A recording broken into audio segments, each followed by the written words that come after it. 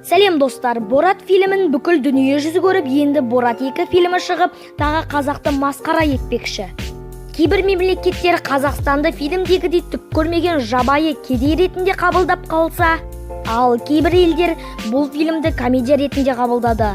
Негізі бұл комедия емес, өйткені бұлайынан артық кетпес еді. Олар Қазақстанды жаман етіп көрсетіп әнұран шырқады. Қандай әнұран десеңіз, өздері шығарған әнұран.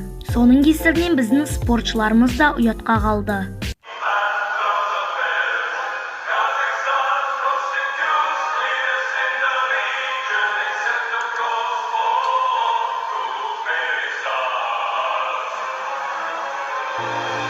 Бұл кезде Қазақстанның нағыз әнұранының қосылуының орнына фильмдегі Бораттың әнұраны қосылды.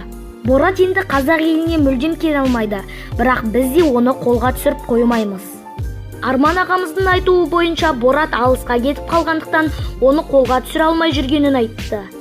Фильмде басты рөлде ойнаған Саша Барон Коэн, бірақ ең өкініштісі, оны қолдайтын елдер оған естелік жасап, ескерткіш жасап жатыр.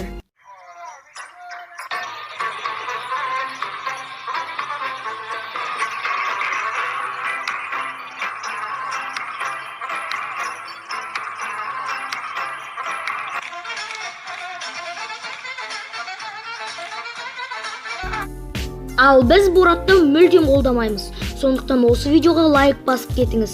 Сол кезде қанша адам Боратты қолдамайтынын көріп кетейік. Және де осы видео сізге ұнаса, арнамызға тіркеліп кетіңіз. Сізбен бірге болған бұл қызықты мәліметтер арнасы. Сау болыңыздар.